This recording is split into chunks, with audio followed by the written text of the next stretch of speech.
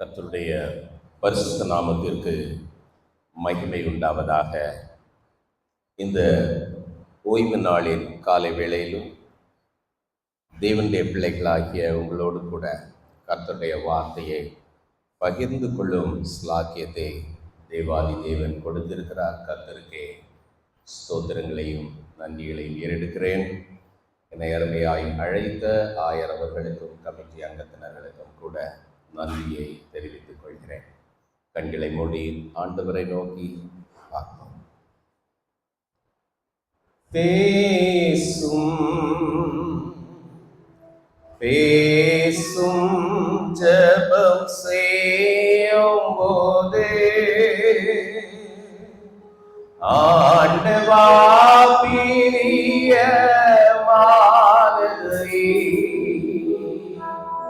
இப்போ காட்டும் செய்ய ஆயத்தம். கிழங்கு ஆண்டவா பிரியமானதை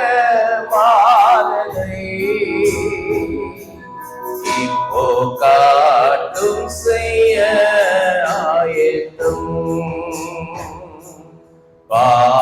பாவிகளுக்கு உமது அன்பை என்னடையால் காட்ட செய்யும். கல்வாரியாவியாவின் உள்ளத்தை போரில் வெல்லவே செய்யோ.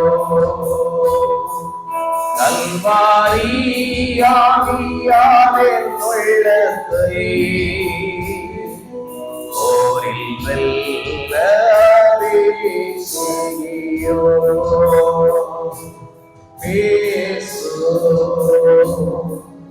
பேசும் ஜெபம் செய்யும் போதே ஆண்டவா பிரியமானதை இப்போ காட்டும் செய்ய ஆயத்தம். நல்ல ஆண்டவரே, உமக்கு பிரியமானதை செய்து நாங்கள் வாழ அழைக்கப்பட்டிருக்கிறோம். நாங்கள் உமக்கு பிரியமானதை செய்து வாழும் பொழுது நீர் எங்களோடு கூட இருக்கிற தேவனாயிருக்கிறேன். நீங்கள் என்னை நேசித்தால், என்னில் அன்பு கூர்ந்தால் என் கற்பனைகளை கை கொள்ளுங்கள் என்று சொன்ன தேவன். இந்த நேரத்தில் ஆண்டவரே, ஒவ்வொருவருடைய வாழ்க்கையிலும் பலவிதமான போராட்டங்கள் உண்டு. ஆனால் உம்முடைய கல்வாரி அன்பினால் எங்களை நீர் அபிஷேகித்தீர் என்றால் இந்த போராட்டத்தை நாங்கள் வெல்ல முடியும். எங்களுடைய வாழ்க்கையிலே நாங்கள் வாழ்ந்து கிறிஸ்துவை மகிமைப்படுத்துகிறவர்களாய் வாழ்ந்து காட்ட முடியும். இந்த கிருபையை உடைய பிள்ளைகளுக்கு தாரும். ஆண்டவரே, பேசுகிற அடியனை உடைய சிலுவையின் கீழ் மறைத்துக் கொள்ளும். கேட்கிற உடைய பிள்ளைகளுடைய இருதயத்தை செவ்வைப்படுத்தி காத்துக்கொள்ளும்.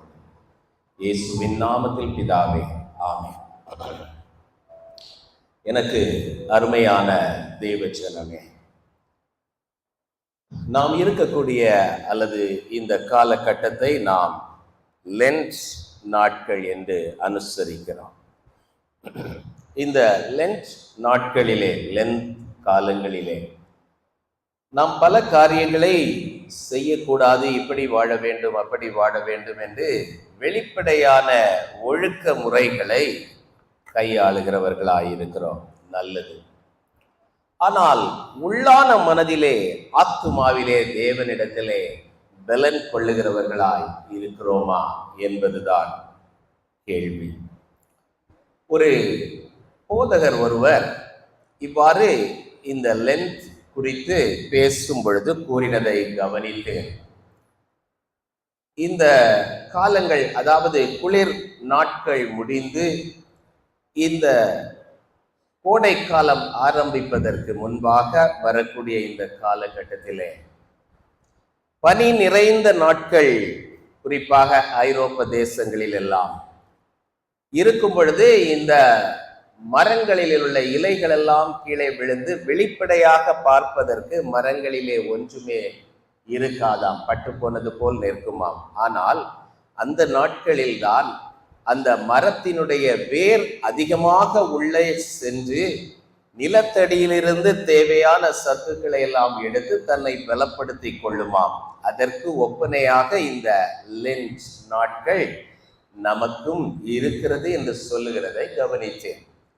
இன்றைக்கு வெளிப்படையாய் நாம் எப்படி தோற்றம் அளிக்கிறோம் என்பது அல்ல, இந்த நாட்களிலே ஆத்துமாவிலே நாம் பலன் கொள்ளுகிறவர்களாய் இருக்கிறோமா?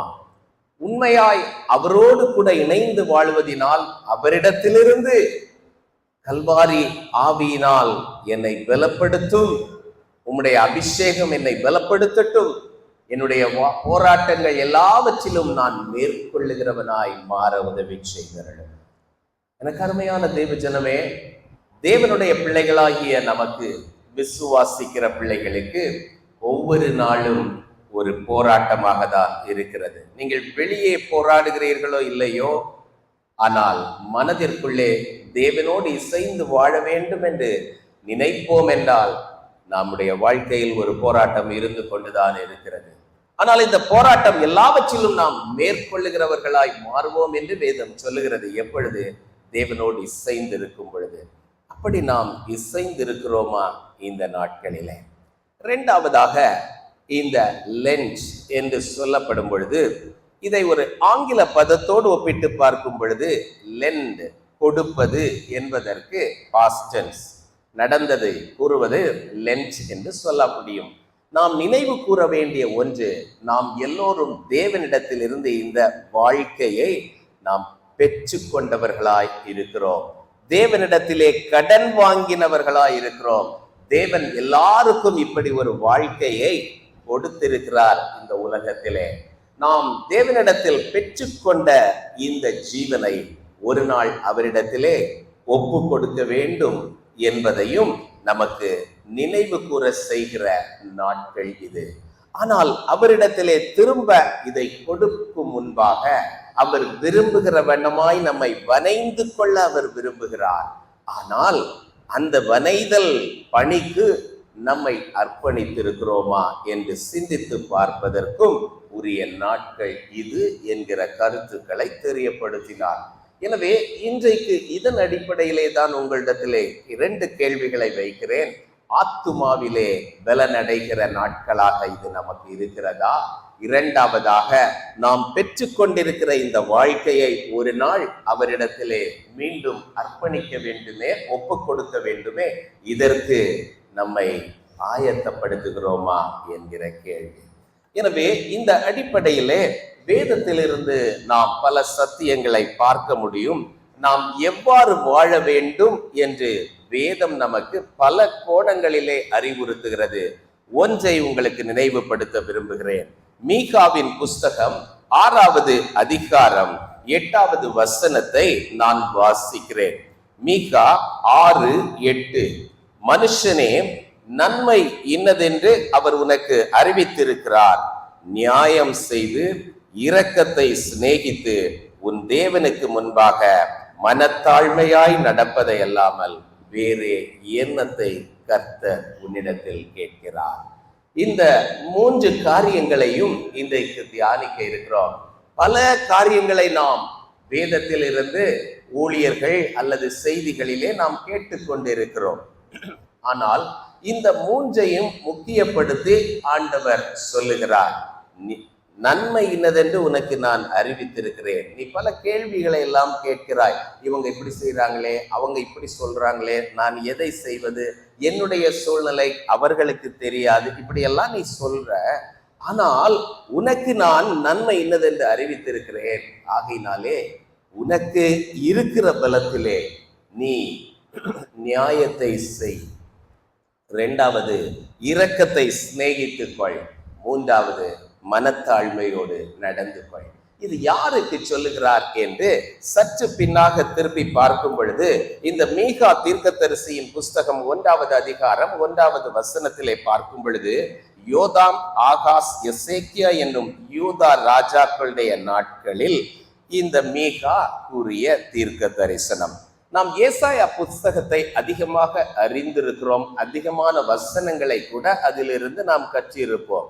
இந்த ஏசாயா தீர்க்கதரிசியின் நாட்களை குறித்தும் ஏசாயா 1வது அதிகாரம் 1வது வசனத்தை நாம் பார்ப்போம் என்றால், இதே காலகட்டத்தில் தான் அவரும் தன்னுடைய தீர்க்க தரிசனங்களை உரைத்திருக்கிறார்.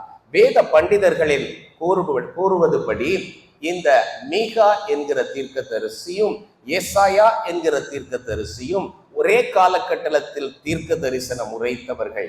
ஏசாயா ராஜாவோடு சேர்ந்து இசைந்திருந்து பல காரியங்களை செய்து அரண்மனைக்கு அருகாமையிலே வாழ்ந்த ஒரு தீர்க்கதரிசி என்றும், ஆனால் இந்த மீகா தீர்க்கதரிசி அந்த நாட்களிலேயே கிராமப்புறங்களிலே வாழ்ந்தவர் என்றும் சொல்லப்படுகிறது. இப்படிப்பட்ட இந்த மீகா தீர்க்கதரிசி சொன்ன காரியங்களை கவனிக்க வேண்டும். இங்கே நாம் கடைசியாக பார்க்கும் பொழுது எசேக்கியா ராஜாவின் நாட்களையும் குறிப்பிட்டிருக்கிறது. எனவே எசேக்கியா ராஜாவின் நாட்களில் தான் நாம் அறிந்திருக்கிறபடி இஸ்ரவேல் தேசத்தில் உள்ள வட பிரதேசமாகிய 10 கோத்திரத்தார் அடிமைப்பட்டு போன நாட்கள், அந்த நாட்களிலே அதிகமான பாவம் பெருகியிருந்த நாட்கள், விக்கிரக ஆராதனையிலே அவர்கள் செழித்திருந்த நாட்கள். இப்படிப்பட்ட காலத்தில் தான் அந்த வடதேசம் சிறைப்பட்டு அசீரியர்களுக்கு அடிமைகளாக போனார்கள். தென் தேசம் இன்னும் சிறைப்பட்டு போகவில்லை. ஆனால் தேவனாகிய கர்த்தர் தன்னுடைய வார்த்தைகளை கொடுத்து ஜனங்களை தன் பக்கமாக இழுப்பதற்காக தீர்க்கதரிசிகளை எழுப்பி கொண்டிருந்த நாட்கள். அப்படியே மீண்டும் மீகா 6வது அதிகாரத்திலே திருப்பிக் கொள்ளலாம். அங்கே 5வது வசனத்திலே ஆண்டவர் ஜனங்களோடு பேசுகிறதை நாம் பார்க்கிறோம். என் ஜனமே, மோவாபின் ராஜாவாகிய பாலாக் பண்ணின யோசனை இன்னதென்றும், பேயோரின் குமாரனான பிலேயாம் அவனுக்கு பிரதியுத்தரமாக சொன்னது இன்னதென்றும், சித்தீப் தொடங்கி கில்கால் மட்டும் நடந்தது இன்னதென்றும் நீ கர்த்தருடைய நீதிகளை அறிந்து கொள்ளும்படி நினைத்துக்கொள். நீங்கள் பலவிதமாய் ஒருவேளை கர்த்தர் எனக்கு அதை செய்யவில்லை, கர்த்தர் என்னை அப்படி நடத்தவில்லை, எனக்கு இந்த தாளந்தை கொடுக்கவில்லை, அவர்களுக்கு அந்த தாளந்தை கொடுத்திருக்கிறார் என்றெல்லாம் பலவிதமாய் மனதிலே நீங்கள் குறை சொல்லி கொண்டிருந்தாலும் ஆண்டவர் சொல்லுகிறார், பாலாக் என்கிற ராஜா பிலேயாம் என்கிற தீர்க்கதரிசியை தனக்கென்று பணம் கொடுத்து வாங்கி கொண்டு விலை பேசி இந்த இஸ்ரவேல் ஜனங்களை சபித்து விட வேண்டும் என்று அழைத்து செல்லுகிறார். பிலேயாமும் ஆண்டவருக்கு மீறி நான் செயல்பட மாட்டேன் என்று சொன்னாலும் இந்த பணத்தை பெற்றுக்கொள்ள வேண்டும் என்பதற்காக மீண்டும் மீண்டும் போய் ஆண்டவரிடத்திலே பேசுகிறார். ஆண்டவர் சொல்லிவிட்டார், இஸ்ரவேலை ஆசீர்வதிப்பதே கர்த்தருக்கு சித்தமானது, பிரியம், வேற எதுவும் என்ன முடியாதுன்னு ஆண்டவர் திட்டமாக சொல்லிவிட்டார். யோசித்து பாருங்கள், ஒரு பெருந்திரள் கூட்டம் தேவனுடைய ஜனம் அங்கிருந்து நடந்து வந்து கொண்டே இருக்கிறார்கள். மோவாபிற்குள்ளாக இன்னும் அவர்கள் பிரவேசிக்கவில்லை. ஆனால் இந்த மோவாபுக்குள்ளாக அவர்கள் வந்துவிடக் கூடாது என்பதற்கு தான் பாலாக் இவர்களை எப்படியாவது சபித்து அழித்து விட வேண்டும் என்று பிலேயாமை விலை பேசி இருக்கிறார். ஆனால் இந்த இடத்தில் அந்த ஜனங்கள் எதையுமே அறியாமல் வந்து கொண்டிருக்கிறார்கள். தேவனோ பிலேயாமுக்கும் ஜனங்களுக்கும் இடையிலே தடுப்பாக நின்று கொண்டிருக்கிறார். இப்படி நான் உங்களை பாதுகாத்தேன். இன்றைக்கு நம்முடைய வாழ்க்கையிலே நாம் அறியாமலேயே இந்த உலகத்தில் எத்தனையோ ஆபத்துக்கள், விபத்துக்கள் நிறைந்த சூழ்நிலைகளை கடந்து வந்து கொண்டே இருக்கிறோம். நம்மை அறியாமலே, நமக்கு தெரியாமலே நமக்கு ஒரு தடுப்பு சுவராக, பாதுகாப்பு வளையமாக இருந்து தேவன் நம்மளை பாதுகாத்து கொண்டிருக்கிறார் என்பதை நாம் நிச்சயம் அறிவோம். இல்லை என்றால் நாம் இந்த இடத்துல, இந்த நாளிலே இந்த சுகத்தோடும் பலனோடும் நாம் இங்கே அமர்ந்திருக்க முடியாது. நீ இப்படி அமர்ந்திருக்கிறாயே, அதை நீ நினைத்துக்கொள் என்று இஸ்ரவேல் ஜனத்திற்கு அன்றைக்கு பாலாக் பிலேயாமிடத்திலிருந்து அவர்களை காப்பாற்றினதை நினைத்து பாருங்கள் என்று சொல்லுகிறார். 6வது வசனம், எண்ணத்தை கொண்டு நான் கர்த்தருடைய சந்நிதியில் வந்து உன்னதமான தேவனுக்கு முன்பாக பணிந்து கொள்வேன். தகன பலிகளை கொண்டும் 1 வயது கன்றுக்குட்டிகளை கொண்டும் அவர் சந்நிதியில் வர வேண்டுமோ கேக்குறாங்க. நான் என்ன கொண்டு வந்து ஆண்டவருக்கு கொடுத்துடலாம்? கடமைக்காக காணிக்கை, கடமைக்காக பலி செலுத்த வேண்டியது. மல்கியாவிலும் இதைத்தான் ஆண்டவர் சொல்லுகிறார். கடமைக்காக எதையோ ஒன்றை கொண்டு வந்து காணிக்கையை வைத்து விட்டால் தேவனோடு உள்ள உறவு சரியாகிவிடும் என்று நினைக்கிறீர்களோ? தகன பலிகளை செலுத்தி விட்டால் போதும் என்று நினைக்கிறீர்களா? அடுத்தது, ஆயிரங்களான ஆட்டுக்கடாக்களின் பேரிலும் எண்ணெயாய் ஓடுகிற 10,000 ஆறுகளின் பேரிலும் கர்த்தர் பிரியமாயிருப்பாரோ? நீ என்ன கொண்டு வந்தாலும் கர்த்தர் பிரியமா இருப்பாரா? அதுல நீ நான் பாராட்டின நன்மைகள் இரக்கங்களை நினைத்து நீ எனக்கு பிரியமாய் வாழ வேண்டும் என்பதுதானே என்னுடைய ஆசை. அடுத்த பகுதி, என் அக்கிரமத்தை போக்க என் முதற் பேரானவனையும் என் ஆத்துமாவின் பாவத்தை போக்க என் கற்ப கனியையும் கொடுக்க வேண்டுமோ? அந்த நாட்களிலே சிலர் தன் சொந்த பிள்ளைகளை கூட நரபலியாக செலுத்தினார்கள். இந்த எசேக்கியா ராஜாவின் நாட்கள் என்று சொல்லப்பட்டிருக்கிறதே இந்த தீர்க்க தரிசனம். எசேக்கியா ராஜாவிற்கு கடைசியாக பிறந்த மகன் மனாசே. இந்த மனாசே தான் அதன் பின்பு ராஜாவாக மாறினார். இந்த மனாசே இந்த ராஜாக்களின் வரிசையிலே தன் சொந்த மகனையே பலி செலுத்தின ராஜா. ஆண்டவர் இதை எல்லாவற்றையும் அறிந்து நீ இப்படியெல்லாம் மனதிலே கணக்கு போட்டு கொண்டிருக்கிறாயே, இவைகள்லாம் எனக்கு பிரியமா இருக்குமா? இன்றைக்கு கூட நம்ம நினைக்கிறோம், நான் என்னதான் அநியாயம் பண்ணாலும் கடைசியில ஒரு பகுதியை கொண்டு போய் ஆண்டவருக்கு வைத்து விட்டேன் என்றால், இந்த லெந்து காலங்களிலே நான் அதை செய்ய மாட்டேன், இதை செய்ய மாட்டேன், எதையாவது ஒன்று செய்து விட்டால் ஆண்டவர் என்னை மன்னித்து விடுவார் என்று நினைக்கிறாயா? இது அல்ல. எனக்கு பிரியமானது என்ன? இப்போ வாசிப்போம். மனுஷனே, நன்மை இன்னதென்று நீங்கள் ஒவ்வொருவரும் அறிவீர்கள். ஆண்டவரை ஏற்றுக்கொண்ட ஒவ்வொருவருடைய பிள்ளையுடைய இருதயத்திலும் பரிசுத்த ஆவியானவர் முத்திரையாக கொடுக்கப்பட்டிருக்கிறார். எபேசியர் 1:13-14 வீட்டில் சென்று வாசியுங்கள். பல முறை கூறியிருக்கிறேன். நமக்குள்ளே இருந்து பரிசுத்த ஆவியானவர் நமக்கு தெரியப்படுத்தி கொண்டே இருக்கிறார்.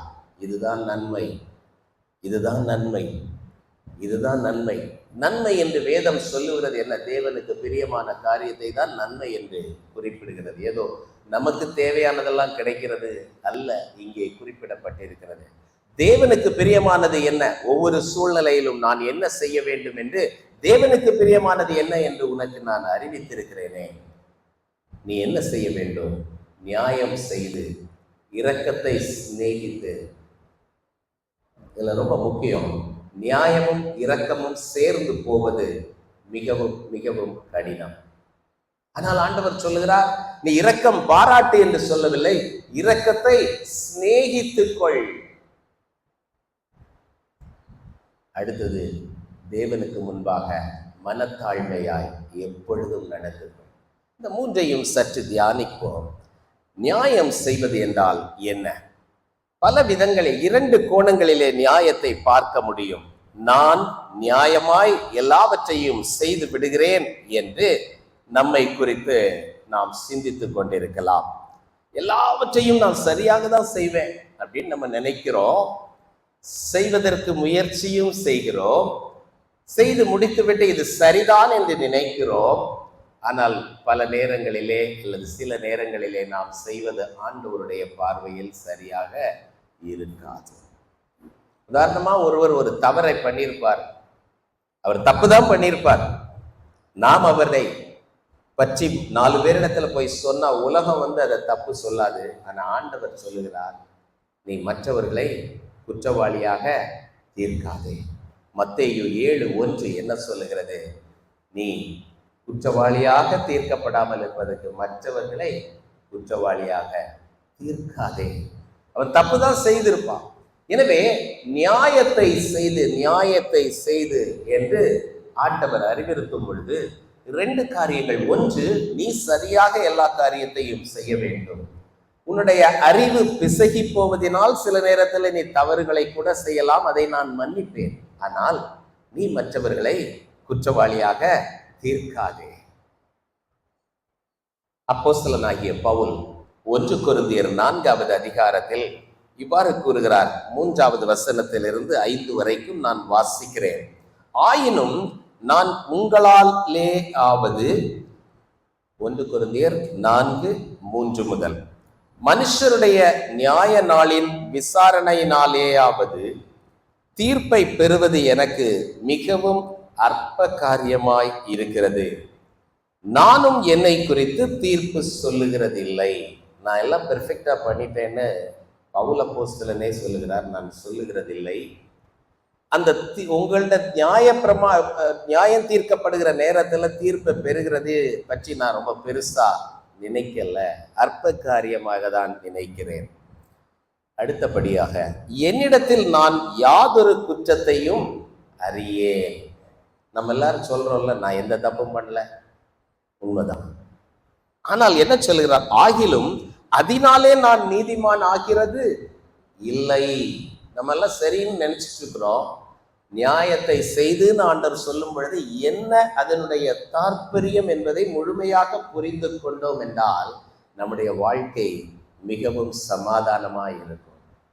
ஆண்டவராகிய இயேசு கிறிஸ்து கூட பவனியை முடித்து வரும் பொழுது அந்த பட்டணத்தை பார்த்து அழுகிறார். உனக்கு கிடைத்த இந்த நாளில் ஆகிலும் உன் சமாதானத்துக்கு ஏற்றவைகளை அறிந்தாயானால் நலமாயிருக்கும். இன்றைக்கு உன் சமாதானத்துக்கு ஏற்றவைகளை, நம்முடைய சமாதானத்துக்கு ஏற்றவைகள் என்ன என்பதை அறிந்து கொள்வது நல்லது. நான் செய்வதெல்லாம் சரி சரி என்று நினைத்து கொண்டிருக்கிறாயே. பவுல் அதைத்தான் சொல்கிறார். என்னிடத்தில் நான் எந்த குற்றத்தையும் அறியேன், ஆகிலும் அதனாலே நான் நீதிமான் ஆகிறதில்லை. என்னை நியாயம் விசாரிக்கிறவர் கர்த்தரே. அல்டிமேட்டா நமக்கு சர்டிபிகேட் கொடுக்க வேண்டியவர் யார்? தேவனாகிய கர்த்தர். நினைத்து கொள்ளுங்கள். ஒருவேளை நம் வீட்டிலே நாம் எல்லாரோடைய நான் ரொம்ப பெர்ஃபெக்ட், கரெக்டா இருக்கிறேன், பைபிள் வாசிக்கிறேன், ஜெபிக்கிறேன், யாரிடத்திலேயும் கோபப்பட மாட்டேன் என்று நம்ம நினைக்கலாம். இல்லை நம்ம போகிற வேலை ஸ்தலத்திலே, இல்லை நம்முடைய சுற்று வட்டாரத்திலே, இல்லை நம்முடைய உறவினர்கள் மத்தியிலே நமக்கு அப்படி ஒரு எண்ணம் இருக்கலாம். நல்லது. ஆனால் புரிந்து கொள்ள வேண்டியது, அதனாலே நான் நீதிமான் ஆகிறது இல்லை. என்னை நியாயம் விசாரிக்கிறவர் கர்த்தரே. ஆனதால் கர்த்தர் வருமளவும் நீங்கள் காலத்துக்கு முன்னே யாதொன்றை குறித்தும் தீர்ப்பு சொல்லாதிருங்கள். கர்த்தர் வரும் வரைக்கும் டைம் இருக்கு. ஆண்டவராகிய இயேசு கிறிஸ்துவை சிலுவையில் அறைந்த பொழுது அங்கே ஒரு கள்வன், அவரை சிலுவையில தூக்கி வைக்கிற வரைக்கும் கள்வன் தான்.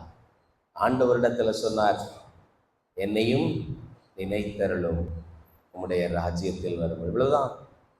அவருக்கு பரதீசுக்கு போகிற பெர்மிஷன் கொடுத்துட்டார் ஆண்டவர். ரட்சிக்கப்பட்டார் அந்த கள்வன். இவ்வளவுதான். இது எப்ப நடந்தது? கடைசி நிமிஷம். இனி கர்த்தர் வரும் அளவும் எல்லாருக்கும் டைம், நம்ம எல்லாருக்கும் டைம். நம்ம வீட்டு பக்கத்துல அல்லது நாம் அறிந்திருக்கிறபடி யாராவது ஒருத்தர் பொல்லாத ஒரு மனுஷனை நினைத்துக் கொள்ளுங்கள். அந்த மனுஷனுக்கும் அது வரைக்கும் டைம் இருக்கு. அதுக்கு முன்னாடி நீங்க யாரோ தீர்ப்பு சொல்ல வேண்டாம். அப்படின்னா நம்ம வீட்டுக்குள்ள எத்தனை பேரை குறித்து நம்ம தீர்ப்பு சொல்றோம்? கணவன் மனைவி, மனைவி கணவன், பிள்ளைகள் பெற்றோர், பெற்றோர் பிள்ளைகள், உறவினர்கள், நண்பர்கள், எத்தனை பேரை குறித்து தீர்ப்பு சொல்லியிருப்போம் இந்த வாரத்துல? யோசித்து பாருங்கள். நீங்கள் தீர்ப்பு சொல்ல வேண்டாம். இருளில் மறைந்திருக்கிறவைகளை அவர் வெளியரங்கமாக்கி இருதயங்களின் யோசனைகளையும் அவர் வெளிப்படுத்துகிற தேவனாயிருக்கிறார். இப்படிப்பட்ட காரியங்களை செய்கிறவர் தேவனாகிய கர்த்தர். ஆகையினால நீங்கள் அதற்கு முன்பாக தீர்ப்பு சொல்லாதிருங்கள் என்று வசனம் நமக்கு அறிவுறுத்துகிறது. நியாயம் செய்வதுன்னா நான் கரெக்டா இருப்பது ஒரு பக்கம், இன்னொரு பக்கம் மற்றவர்களை குற்றவாளிகள் என்று, மோசமானவர்கள் என்று மனதிலே நிர்ணயம் பண்ணி கொண்டு உலகத்தில் வாழ்ந்து கொண்டு இராதிருங்கள். ஆனால் ஒன்று, வீட்டிலே நாம் பார்க்கும் பொழுது இதை நான் சொல்ல வேண்டும். பிள்ளைகள் தவறு செய்தால் அதுக்குன்னு நாம் பார்க்காமலே இருக்கிறேன்னு பெற்றோர் சொல்ல முடியாது. பிள்ளைகளுக்கு அறிவுரைகளை சொல்ல வேண்டும், பிள்ளைகளை கடிந்து கொள்ள வேண்டும். ஆனால் அவர்களை குற்றவாளிகளாக தீர்க்காதிருங்கள். ஆண்டவர் பிதாவாகிய தேவன் பழைய ஏற்பாட்டிலேயே நியாயப்பிரமாணத்தை கொடுக்கும் பொழுது நாம் அறிந்திருக்கிறபடி அப்பொழுதே பல்லுக்கு பல் கண்ணுக்கு கண் என்று சொன்னார் என்று சொல்லுவோம். ஆனால் புதிய ஏற்பாட்டிலே எல்லாரையும் ஒரு கன்னத்தில் அடித்த இன்னொரு கன்னத்தை காட்டிக்கொண்டு எல்லாரையும் நேசிக்க வேண்டும் என்று சொல்லியிருக்கிறார். ஆனால் அவருடைய உள்ளான நோக்கம் ரெண்டு காலத்திலும் ஒன்றுதான். லேவியராகமம் 19வது அதிகாரம் 7வது வசனம் 8வது வசனத்தை எடுத்து வீட்டில் சென்று வாசியுங்கள். நான் குறிப்பிட்டு கடந்து செல்கிறேன். அங்கே உன் சகோதரனை நீ இருதயத்தில் உள்ளத்திலே பகையாய் ஆக. சகோதரனை பத்தி, சகோதரன்னா உனக்கு பிறன், உன் பிள்ளையையும் வேதத்தை பொறுத்தவரை சகோதரன் என்றால் பிள்ளை, மனைவி, சகோதரி எல்லாரையும் சகோதரன் என்று வேதம் குறிப்பிட்டிருக்கிறது பொதுவாக. எனவே யாரையும் நீ இருதயத்திலே பகையாயாக, ஆனாலும் பிறன்மேல் குற்றம் சுமராதபடிக்கு அவனை கடிந்து கொள். வசனம் இருக்குதா இல்லையா? நீ கடிந்து கொள்ள வேண்டும். ஆனால் இப்போ நண்பன் உங்ககிட்ட ஒரு தப்பு உனக்கு விரோதமாய் செய்து விட்டால் நீ செய்தது தவறு என்று எடுத்து சொல்ல வேண்டும். ஆனால் கொஞ்சம் கூட இருதயத்திலே அவனை பகைத்து விடாதே, அவளை பகைத்து விடாதே. அப்படின்னா அதுக்கு ஒரு டெஸ்ட் என்னன்னா, நம்ம அப்படி சொல்லிட்டு அடுத்த நிமிஷம் நாம அவங்கள்ட்ட பேசுறதுக்கு ஆயத்தமா இருக்கிறோமா? இல்ல அடுத்த நிமிஷம் அவங்கள பற்றி இன்னொருத்தர் குற்றம் சொன்ன உடனே ஆமா எனக்கும் தெரியும் அவங்க இப்படித்தான் அந்த போட்டு கொடுக்கறதுன்னு சொல்லுவாங்கல்ல, அப்படி செய்கிறோமா? இருதயத்தில் பகையாயாக, இருதயத்துல எதையும் வச்சுக்காத. தப்பு இருந்தா தப்ப சொல்லு. பிள்ளைகளை திருத்த வேண்டிய இடத்தில் சொல்ல வேண்டியதை சொல். மனைவியை திருத்த வேண்டிய இடத்தில் சொல்ல வேண்டியதை சொல். ஆனால் இருதயத்திலே பகையாயாக. இது மிகவும் மிகவும் முக்கியம். நியாயத்தை செய்யும் பொழுது நாம் சரியாக செய்ய வேண்டும் எல்லாவற்றையும். இரண்டாவது, ஒருபோதும் மற்றவர்களை ஆண்டவர் வர்ற வரைக்கும் டைம் குற்றவாளியாக தீர்க்காதிருங்கள். அடுத்தபடியாக இரக்கத்தை சிநேகிக்க வேண்டும். லூக்கா சுவிசேஷம் 6வது அதிகாரம் 36வது வசனம் இவ்வாறு சொல்லுகிறது. ஆகையால் உங்கள் பிதா இரக்க குணமுள்ளவராய் இருக்கிறது போல நீங்களும் இரக்கமுள்ளவர்களாய் இருங்கள். எப்படி இருக்கணும்? பிதா இரக்க குணமுள்ளவராய் இருப்பது போல. கொஞ்சம் பிதாவுடைய இரக்கத்தை யோசிக்கணும்னா நம்ம செய்த தப்பெல்லாம் கொஞ்சம் யோசிச்சு பாருங்க. நம்ம செய்த தப்புக்கு ஆண்டவர் நம்மை தண்டித்திருப்பாரே என்றால், நமக்கு தர வேண்டிய ஆசீர்வாதங்களை தராமல் நிறுத்தி வைத்திருப்பாரே என்றால், நமக்கு விரோதமாய் எழும்பி வந்தவர்களை நீ போய் அவனை அடித்து விடு என்று அனுமதித்திருப்பாரே என்றால் நம்ம இருப்போமா? அவர் பூரண சற்குணராய் இருக்கிறது போல நீங்களும் இருங்கள் என்று வசனம் சொல்லுகிறது. ஆகையினால் அவர் நல்லவர், தீயவர், எல்லாருக்கும் நன்மை செய்கிறவராக தான் இருக்கிறார். அப்படி உன்னுடைய இரக்க குணம் இருக்க வேண்டும். அப்படி நீ இரக்கமாக இருக்கிறாயா? மத்தேயு 9வது அதிகாரம் 12வது வசனத்திற்கு திருப்பிக் கொள்ளலாம். மத்தேயு 9:12. அங்கே பார்க்கும் பொழுது ஆண்டவர் ஆயக்காரருடைய வீட்டிலே போய் இருக்கிறார். அங்கே ஆயக்காரரோடும் பாவிகளோடும் சேர்ந்து அவர் உணவு உண்கிறார். இப்போ சொல்றாங்க, பாவிகளோட கூட உட்கார்ந்து இருக்கிறாரே உங்க ஆண்டவர் அப்படின்ட்டு. உடனே ஆண்டவர் சொல்லுகிறார், பிணியாளிகளுக்கு வைத்தியம் வேண்டியதை அல்லாமல் சுகம் உள்ளவர்களுக்கு வேண்டியதை இல்லை, பலியை அல்ல இரக்கத்தையே விரும்புகிறேன் என்பதின் கருத்து இன்னதென்று போய் கற்றுக்கொள்ளுங்கள். என்னது? பலியை அல்ல இரக்கத்தையே விரும்புகிறேன். நம்ம பெர்ஃபெக்டா எல்லாத்தையும் செஞ்சு முடிக்கிறத தான் இங்க பலின்னு சொல்லுது. ஆண்டவர் இதை பண்ணு அதை பண்ண நியாயப்பிரமாணத்துல சொல்லி இருக்கிறார். இன்றைக்கு நமக்கு எல்லாம் பெர்ஃபெக்டா செய்யணும், கரெக்டா பைபிள் வாசிக்கணும், கரெக்டா ஜெபம் பண்ணணும், ஆலயத்துக்கு போகணும், இது எல்லாவற்றையும் செய்துட்டு நீ மற்றவங்க மேல இரக்கம் இல்லாம இருந்தேன்னா, மற்றவர்கள் இப்படி செய்யாதவங்களை பார்த்து துச்சமாக நினைத்து கொண்டிருப்பாய் என்றால் வசனம் நம்மோடு பேசுகிறது. இந்த பலியை அல்ல இரக்கத்தையே நான் விரும்புகிறேன் என்பதின் அர்த்தத்தை போய் கற்றுக்கொள்ளுங்கள். பலி என்றால் நியாயப்பிரமாணத்தின்படி, நீதியின்படி எல்லாவற்றையும் செய்து நிறைவேற்றுவது. ஆனால் அதற்கு கூட இரக்கமும் தேவை என்று வசனம் சொல்லுகிறது. இது மாத்திரம் செய்து கொண்டே ஒருவன் வாழ்ந்து விடுவான் என்றால் அவன் ஒருவேளை உலக பிரகாரமான சன்மார்க்கனாக வாழ்ந்து விடலாம். ஆனால் வேதம் சொல்லுகிறது, வெளிப்படுத்தின விசேஷத்திலே சன்மார்க்கனையும் துன்மார்க்கனையும் எங்கேதான் போடுவார்? அக்கினி.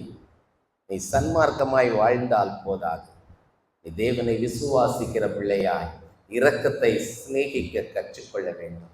ஆனால் இது சற்று கடினம். இரக்கத்தையும் சிநேகிக்க வேண்டும், நியாயத்தையும் நிறைவேற்ற வேண்டும் என்பது சற்று கடினம். யோவான் சுவிசேஷம் 8வது அதிகாரத்தில் இதற்கும் ஆண்டவராகிய இயேசு கிறிஸ்து ஒரு மாதிரியை காண்பித்தார். 8வது அதிகாரம் 3 முதல் 11வது வசனம் வரை உள்ள பகுதியை வீட்டில் சென்று வாசித்து பாருங்கள். அங்கே என்ன சொல்லப்பட்டிருக்கிறது? ஒரு விபச்சார ஸ்திரியை அவரிடத்தில் கொண்டு வருகிறார்கள். அவர் ஒலிவமலையிலிருந்து அவர் இறங்கி வருகிறார். ஆலயத்திற்கு செல்ல வேண்டும் என்று வருகிறார், தேவாலயத்திற்கு. இப்போ வர்ற வழியில வெளியிலே நின்று நிறைய பேருக்கு என்ன சொல்றாரு? சுவிசேஷம், தேவ வார்த்தையை தெரியப்படுத்தி கொண்டிருக்கிறார். நம்ம அப்படிதான் இப்ப சர்ச்சுக்கு வந்துட்டு இருக்கோம்னு வைப்போமே, வர்ற வழியில ஒரு சம்பாஷணை ஆரம்பித்து விட்டது, நம்ம பேசிட்டு இருக்கிறோம். அங்க இடத்துல நடக்குது. ஒரு விபச்சார ஸ்திரீயை பிடித்து ஒரு கூட்டத்தார் கொண்டு வருகிறார்கள். இவரை எப்படியாவது குற்றப்படுத்தி விட வேண்டும். இவர் ஒன்றும் செய்ய விட மாட்டாரு, ஆனா இவரை எப்படியாவது குற்றப்படுத்துறதுக்கு இது ஒரு சான்ஸ்ன்னு கொண்டு வராங்க. கொண்டு வந்து நிறுத்துகிறார்கள், குற்றப்படுத்துகிறார்கள். அவள் மேல ஒரு குற்ற சாட்டு இல்லை, நாங்கள் இவளை பார்த்தோம், நேரடியாக பார்த்தது மாதிரி இருக்கு சூழ்நிலை. ஆண்டவர் அதுல எதுவும் பேச முடியாது. என்ன பண்றாரு? நிறைய நேரத்துல நம்ம இப்படி ஒரு இக்கட்டான நிலைமையில நிற்போம். பேச முடியாது, சொல்ல முடியாது. ஆனா இதுதான் நடந்ததுன்னு தெரியும். ஆனா ஆண்டவர் சொல்றாரு, இரக்கத்தை சிநேகிக்க வேணும். இயேசு கிறிஸ்து ஒரு நல்ல மாதிரி அந்த நேரத்துல அப்படியே அவருக்கு ஒருவேளை தெரிஞ்சிருக்கு. அவர் ஒருவேளை பிதாவிடத்துல கேட்டிருப்பாருன்னு தான் வேத பண்டிதர்கள் கூறுகிறார்கள். அவர் தரையிலே விரலினால் எழுதி கொண்டு கொஞ்ச நேரத்தை அப்படியே எடுக்கிறார். பிதாவினிடத்துல கேட்டிருக்கலாம். பிதா அவருக்கு ஒரு யோசனையை கொடுக்கிறார். உங்களில் பாவம் இல்லாதவன் முதலாவது கல்லெறிய வேண்டும். ஒருவரும் நிற்கவில்லை, ஓடிவிட்டார்கள். இப்ப அவர் மட்டும் நிற்கிறாரு. அவர்கிட்ட பாவம் இல்லைல்ல, அவர் கல்லெறியதனும் இல்லை, அவர் விட்டு விடுகிறார். இது நிமித்தமாக தான் இப்படியெல்லாம் வச்சுதான் யூதர்களுக்கு அவரை புரிந்து கொள்ள முடியவில்லை, அவரை மேசியா என்று ஏற்றுக்கொள்ள முடியவில்லை, குற்றப்படுத்தி அவர் பொறாமை நிமித்தமாய் அவரை சிலுவையில் அறைந்தார்கள். பரவாயில்லை, நான் இரக்கத்தை சிநேகிப்பேன். இதைத்தான் ஆண்டவர் சொல்லுகிறார், நியாயத்தை செய்து இரக்கத்தை சிநேகிக்க வேண்டும் என்று. அவளிடத்துல கேட்கிறாரு, யாரும் குற்றப்படுத்த இல்லை ஆண்டவர், எல்லாரும் போயிட்டாங்க, நானும் உன்னை குற்றப்படுத்தவில்லை, இனி பாவம் செய்யாது. அவன் நிச்சயம் அதுக்கு பிறகு பாவம் செய்திருக்க முடியாது. இப்படி தொடக்கூடிய வார்த்தைகளை பேசினவர், வாழ்ந்து காட்டின தேவன், அவருடைய இந்த பாடு மரணத்திற்கு நேராய் போகக்கூடிய இந்த நாட்களிலே நாம் நம்மை எப்படி ஆண்டவருக்குள்ளே நெருங்குவதற்கு ஈடுபடுத்திக் கொள்ளுகிறோம். மேலாக பல காரியங்களை செய்து கடமைக்காக சடங்காச்சாரமாக இந்த லெந்து நாட்களை அனுசரிக்க வேண்டாம் பிரியமானவர்களே. இப்படி ஒருவரை மன்னித்து விடலாம், நியாயத்தை செய்து விடலாம், குற்றப்படுத்தாமல் இருந்து விடலாம். எல்லாவற்றையும் செய்தால் மனதிற்குள்ள ஒரு என்ன வரும்? பெருமை வரும். வருமா? நல்ல ஒரு வேலையை ஆண்டவர் சொன்னது மாதிரி செஞ்சு முடிச்சிட்டோன்னா, வெல்டன் அப்படின்னு யாராவது சொன்ன உடனே பெருமை வருமா? வராதான்? வரும். அதனால தான் ஆண்டவர் அதையும் சேர்த்து வச்சுட்டார். இதெல்லாம் செஞ்சுட்டு மனத்தாழ்மையோடு நடந்து கொள். யாக்கோபு 4வது அதிகாரம் எல்லாருக்கும் தெரிந்த வசனம் தான். இங்கே 5:6 நான் உங்களுக்கு வாசிக்கிறேன். யாக்கோபு 4:5-6 வசனங்கள். நம்மில் வாசமாயிருக்கிற ஆவியானவர் நம்மிடத்தில் வைராக்கிய வாஞ்சையாய் இருக்கிறார் என்று வேத வாக்கியம் வீணாய் சொல்லுகிறது என்று நினைக்கிறீர்களா? அவர் அதிகமான கிருபையை அளிக்கிறாரே. இப்ப என்னன்னா, எதற்கு இந்த முந்தின வசனத்தை வாசித்தேன்னா, நம்ம பெருமைப்படாம இருக்கிறதற்கு நமக்கு அதிகமான கிருபை தரக்கூடிய அளவிற்கு அவர் நம் மீது வைராக்கிய வாஞ்சையா இருக்கிறார். நம்ம கொஞ்சம் ஜாக்கிரதையா இருந்து, ஆண்டவரே எனக்கு கிருபை தாரோன்னு டெய்லி கேட்பதற்கு மாத்திரம் தவறி விடாதீர்கள். காலையில் எழுந்த உடனே அவருடைய கிருபைக்காக அவரிடத்தில் கேட்பதை ஒருபோதும் மறந்து விடாதீர்கள். அவருடைய கிருபை பெரியது. இந்த கிருபையை பற்றி கொண்ட தாவீது ஒரு வெற்றியுள்ள ராஜாவாக வாழ்ந்து முடித்தார். அவருக்கு பாராட்டின கிருபையை எனக்கும் தாரும் என்று சாலமோன் கேட்டார். ஆனால் சாலமோன் அந்த கிருபையை இழந்து போனார். பல தவறுகள். ஆனால் இந்த கிருபையினால் ராஜ்யம் ஸ்திரப்பட்டது யாருக்கு? தாவீதுக்கு. தேவனோடுள்ள ஐக்கியம் ஸ்திரப்பட்டது யாருக்கு? தாவீதுக்கு. இருதயத்துக்கு ஏற்ற மனுஷனாய் வந்தவர் தாவீது. ஆகையினால பிரியமானவர்களே, இந்த கிருபையை ஒருபோதும் இழந்து விட வேண்டாம். ஆண்டவர் தெளிவாக சொல்லு 6வது வசனம், ஆதலால் தேவன் பெருமையுள்ளவர்களுக்கு எதிர்த்து நிற்கிறார், தாழ்மையுள்ளவர்களுக்கோ கிருபை அளிக்கிறார் என்று சொல்லி இருக்கிறது. தாழ்மைப்படுவதற்கு எப்பொழுதும் கற்றுக்கொள்வோம். எப்பெல்லாம் நம்ம ஒரு பாவத்தில் விழுந்துடுறோமோ உடனடியாக நாம் நினைத்து கொள்ள வேண்டியது, எங்கேயோ ஒரு இடத்துல நம்ம பெருமைப்பட்டிருக்கிறோம், ஆகையினால கிருபை கிடைக்கல. ரோமர் 6வது அதிகாரம் இப்படித்தான் சொல்லுகிறது, பாவம் உங்களை மேற்கொள்ள மாட்டாது, ஏன்? நீங்கள் கிருபைக்கு கீழ்ப்பட்டிருக்கிறபடியினால் பாவம் உங்களை மேற்கொள்ள மாட்டாது. பாவம் நம்முடைய வாழ்க்கையில வந்துருது. நான் இதை செய்யக்கூடாதுன்னு தான் நினைச்சேன் ஆண்டவரே, நான் செஞ்சுட்டேன் ஆண்டவரே, முடியலையே. பேசக்கூடாதுன்னு தான் நினைச்சேன் ஆண்டவரே, பேசிட்டேன். மற்றவருடைய குற்றத்தை பற்றி எடுத்து பேசக்கூடாதுன்னு நினைச்சேன் ஆண்டவரே, பேசிவிட்டேன். ஏன் என்று அமர்ந்து சிந்தித்து பார்ப்பீர்கள் என்றால் இந்த பெருமை எப்படியாவது நம்முடைய வாழ்க்கையில எங்கேயாவது நுழைச்சிருக்கும். குறிப்பாக மற்றவர்கள் நம்மை பாராட்டும் பொழுது அந்த பாராட்டுகள் வந்தவுடனே அதை எடுத்து ஆண்டவருடைய பாதத்துல வைத்து விடுங்க. ஆண்டவராகிய இயேசு கிறிஸ்து யோவான் சுவிசேஷம் 5வது அதிகாரத்துல ஒரே ஒரு எச்சரிப்பை அழகாக சொல்லியிருப்பார். 5வது அதிகாரம் 44வது வசனம், தேவனாலே மாத்திரம் வருகிற மகிமையை தேடாமல் ஒருவரால் ஒருவர் மகிமையை ஏற்றுக்கொள்ளுகிற நீங்கள் எப்படி விசுவாசிப்பீர்கள்? தாழ்மை இல்லாமல் விசுவாசம் இல்லை. அதிகமாய் நாம் கற்றுக்கொண்டோம். இந்த மந்த் நான் அதில் ஒரு கேப் கொடுத்துருக்கேன், லென்ஸ் பற்றி எடுக்கணுன்றதுக்காக. மீண்டும் தொடர இருக்கிறோம். ஆண்டவர் சொல்லுகிறார், தேவனாலே வருகிற மகிமையை மாத்திரம் தேடாமல் ஒருவரால் ஒருவர் வருகிற மகிமையை ஏற்றுக்கொள்ளக்கூடாது. நீங்கள் எப்படி விசுவாசிப்பீர்கள்? இப்போ மற்றவங்க நம்ம நன்றாக சொல்லணுன்றதுக்காக நம்ம பல காரியங்களை செய்து கொண்டிருந்தால் கூட அது நமக்கு பெருமையை கொண்டு வரும். பெருமை நிமித்தமாய் கிருபையை இழந்து போய்விடுவோம். எனவே ஆண்டவர் அதைத்தான் அதிகமாய் எச்சரிக்கிறார், நீ தாழ்மையோடு நடந்து கொள். இன்றைக்கு பல கோணங்களிலே நான் போராடி கொண்டே இருக்கிறேன். இப்படியெல்லாம் எனக்கு போராட்டம் வந்து கொண்டிருக்கிறது, என்னால் மேற்கொள்ள முடியவில்லை என்று நம்முடைய இருதயம் அழுது கொண்டிருப்பதை ஆண்டவர் அறிவார். இந்த ஓய்வு நாளின் காலை வேளையிலும் ஆண்டவர் சொல்லுகிறார், உன் சமாதானத்துக்கு ஏற்றவைகளை நீ அறிந்தாயனால் நலமாயிருக்கும். நன்மை இன்னதென்று மனுபுத்திரனே உனக்கு அவர் அறிவித்திருக்கிறார். நாம் அதை கொண்டு வர வேண்டுமா, இதை கொண்டு வர வேண்டுமா என்று சிந்தித்துக் கொண்டிராதே. நியாயத்தை செய்து இரக்கத்தை சிநேகித்து தேவனுக்கு முன்பாக மனத்தாழ்மையாய் நடந்து கொள். மற்றவர்கள் எதை வேணாலும் சொல்லி உன்னை புண்படுத்தி இருக்கலாம். இந்த கசப்புகளை எல்லாம் ஆண்டவருடைய பாதத்திலே வைத்துவிடு. கர்த்தர் மேல் பாரத்தை வைத்துவிடு, அவர் உன்னை ஆதரிப்பார். யாரு ஆதரிப்பார்? அடுத்த வசனம், நீதிமான் தள்ளாட விட மாட்டார். நீ எப்போ நீதிமான்? அவருடைய இரக்கத்தை, அவருடைய கிருபையை பெற்றுக்கொள்ள முடியும். கண்களை மூடி ஆண்டவரை நோக்கி பார்க்கலாம். போராடும் நெஞ்சமே புகலிடம் மறந்தாயோ, பாராளுமே சுவுண்டு பதராதே மனமே, கடந்ததை நினைத்து தினம் கண்ணீர் வடிக்கின்றாயோ,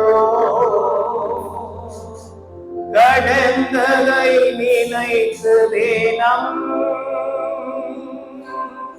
கண்ணீர் வடிக்கின்றாயோ, நடந்ததெல்லாம் நன்மைக்கே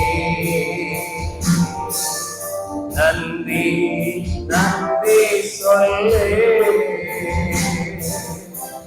நடந்ததெல்லாம் நன்மைக்கே. நன்றி நன்றி சொல்லு. எங்களை நேசிக்கிற நல்ல ஆண்டவரே, உங்களுடைய வாழ்க்கையிலே நாங்கள் பல பாதைகளிலே கடந்து வந்திருக்கிறோம். ஆண்டவரே, ஒவ்வொருவருடைய இருதயமும் இந்த நேரத்தில் போராடி கொண்டு இருக்கிறது. Lord, we are always in a battle ground. It's not a playground. ஆண்டவரே, நாங்கள் ஒவ்வொரு நாளும் பிளே கிரவுண்ட் போல நாங்கள் வாழ்ந்து கொண்டிருக்கிறோம். ஆனால் இது போராட்டம் நிறைந்த ஒரு களம் என்பதை எங்களுடைய இருதயத்தில் நீர் நினைவுபடுத்தினதற்காய் ஸ்தோத்திரம். நீர் விரும்புகிறது ஆண்டவரே, நாங்கள் நியாயத்தை செய்து இரக்கத்தை சிநேகித்து உமக்கு முன்பாய் தாழ்மையாய் நடக்க வேண்டும். இதிலே நாங்கள் பல இடங்களிலே விழுந்து போயிருக்கிறோம் ஐயா. ஆண்டவரே, எங்களுக்கு நீர் உதவி செய்யும். உம்முடைய கிருபைக்காக கெஞ்சி கேட்கிறோம் சுவாமி. ஆண்டவரே, நீர் நெறிந்த நாணலை முறியாமலும் மங்கி எரிகிற திரியை அணையாமலும் காக்கிற தேவன் என்று வசனம் சொல்லுகிறதே. இன்றைக்கு நெறிந்த நாணலை போல் நிற்கிற உடைய பிள்ளைகளை கண்ணோக்கி பார்க்கிறதற்காக ஸ்தோத்திரம். மங்கி எறிய திரியை நீர் நெருகி எழுப்பி விடுகிறதற்காக ஸ்தோத்திரம். நாளில் உடைய பிள்ளைகளை உற்சாகப்படுத்த சுவாமி. ஆண்டவரே, உமக்கு பிரியமாய் வாழ்வதற்கு தங்களை அர்ப்பணிக்க இந்த நாட்களை பயன்படுத்திக் கொள்ள கிருபைத்தார். இயேசுவின் நாமத்தில் கேட்கிறோம் பிதாவே, ஆமென். நன்றி.